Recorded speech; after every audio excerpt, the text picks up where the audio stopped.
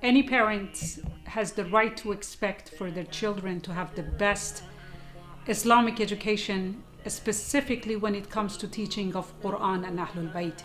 A Sunday school is the connection of a child. Connect with the meaning of the verses of the Quran and to hopefully understand the application of those verses in their day-to-day lives. And apply all the concept of Quran and everything that they need to learn about the Prophet, peace be upon him, life and his beloved family.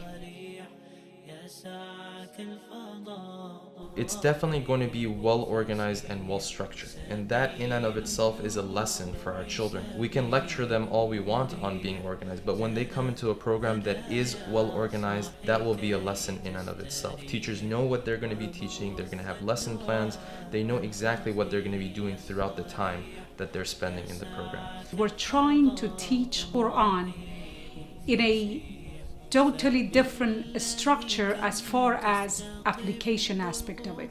This program is planned to go fully equipped with technology, all the new strategies of teaching, lesson planning.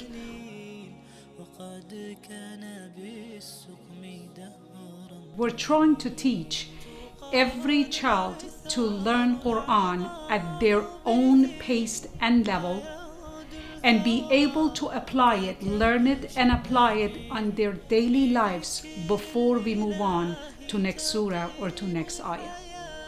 This is more like you're connecting with the book. It's like an application to the book, like you're applying this book into yourself. It's going to be fun and engaging through the activities that have been included into the curriculum. And number 4, and I think this part is somewhat unique, is a set of discussions that we are offering for our high school kids called Islamic Identity Discussion. So the point of these discussions is to guide our teenagers and our high school kids through those critical years where they definitely need mentorship and guidance to be able to go through those years smoothly. At the very beginning, we'll start out with a rational approach to proving the 5 pillars of our faith, to feel more confident in our faith. Under that, we will discuss the idea of evolution and how that relates to the oneness of God. Under that, we will talk about atheism and some of the trends that we have going on in that regard. Another topic that we'll be discussing is an introduction to the major religions of the world. An introduction to the different schools of thought within Islam, and why do we have these different schools of thought? Where do they stem from? Where do we stand with regards to these different schools of thought?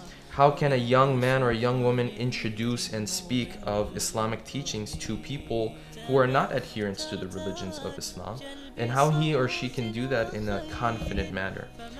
And some other less fundamental but just as interesting topics like black magic and jinn and maybe even the evil eye and things of that nature, whether they exist or whether it's something that's part of our culture, or maybe it's half and half basically.